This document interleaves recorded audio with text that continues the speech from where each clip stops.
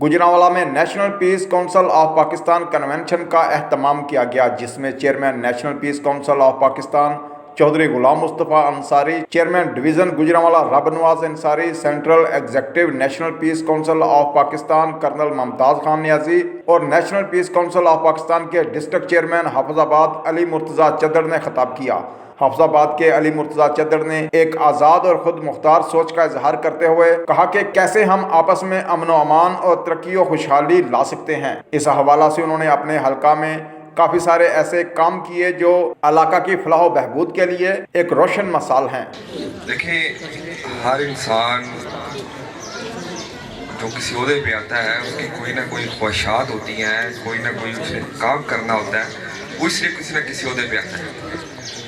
मैं first time district chairman बना हूँ और मेरे भी कुछ ख्यालात हैं कि मैं इन पर काम करूँ और मुल्क और कौम की तरक्की के लिए और अमन व अमान के हवाले से। हर एक इंसान की जो एक लीडर होता है कि वो कहता है मैं इस जैसा बनूँ, मैं इस जैसा काम करूँ, तो बहसीयत मुसलमान नबी पाक सल्लल्लाहु अलैहि वसल्लम से बढ़कर हमारे पास कोई मिसाल नहीं होनी चाहिए।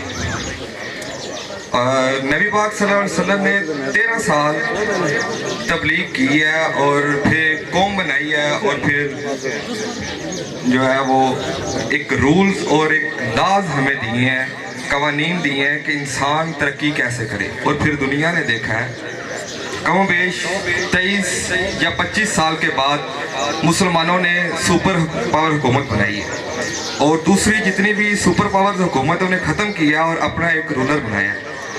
तो मैं यही चाहता हूँ कि हम बहसीयत मुसलमान अपने फैसले नबी पाक सल्लल्लाहु अलैहि वसल्लम की सीरत और सुन्नत के मुताबिक किए जाए।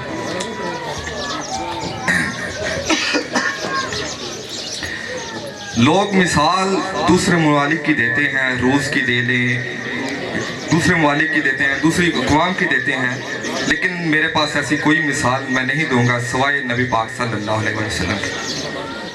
आप ने जब रियासत मदीना की बुनियाद रखी तो सबसे पहले मिलजुल कर काम करने की आपने फरमाया कि हम मिलकर मस्जिद नबी की तमीर की और एक कौम बनी।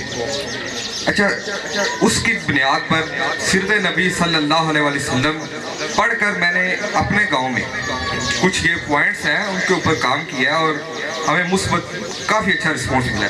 अच्छा, कुछ पॉइंट्स सुनिए। इनमें ये है कि मैंने अपने गांव में, मैं अपने गांव का भी चेयरमैन हूँ बहसीयत अमन कमेटी। इस कमेटी से पहले मैंने अमन कायम करने के लिए गांव में जुर्माना रखा हुआ है कि जो बंदा लड़ाई करे, जिसकी पहल हो, उसके ऊपर जुर्माना है, गाली के ऊपर अलग जुर्माना है, लड़ाई के ऊपर अलग जुर्माना है, ताकि अमन कायम रहे, कोई मतलब लड़ाई झगड़ा। और हम सारे फैसले मस्जिद के अंदर करते हैं।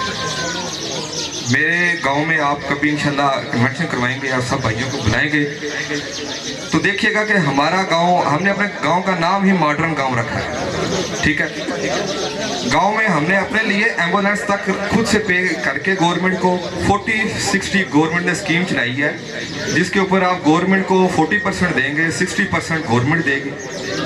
उसके ऊपर हमने गवर्नमेंट को देकर अपने लिए अलग से एक एम्बुलेंस ली है, अपने रोड की सफाई और दूसरे जितने भी मामला हैं। हमने मस्जिद और नमाज जनाजा जो जनाजे का उसकी तमीर के लिए कमेटी के इवज़ जो है वो लगाया कि कमेटी इसके पैसे देगी। और हमने अपनी जो गांव में है वो जितनी भी गरीब की मतलब कि बहन बेटी की शादी होती है हम उसमें हिस्सा डालते हैं कमेटी के ज़रिए। ठीक है, अगर फोतकी हो जाती है हमारे गांव में तो 3 दिन का खाना जो है वो कमेटी हमारी देती है अमन व अमान के वजह से। ठीक है, उसके बाद हमने अपने रोड और तरक्की जो है सफाई के लिए हमने कमेटी तश्कील दी हुई है, उसी वही सब कुछ करती है। और हमने जो है वो फ़िलहाल तो हम अपने गांव में काम कर रहे हैं कि सीरत नबी सल्लल्लाहु अलैहि वसल्लम की तालीम अपने बच्चों को दी जाए, ताकि बच्चों को पता होना चाहिए कि नबी पाक सल्लल्लाहु अलैहि वसल्लम ने माफ़ी दी है, लड़ाई नहीं की, झगड़े नहीं किए, माफ़ी आम होनी चाहिए।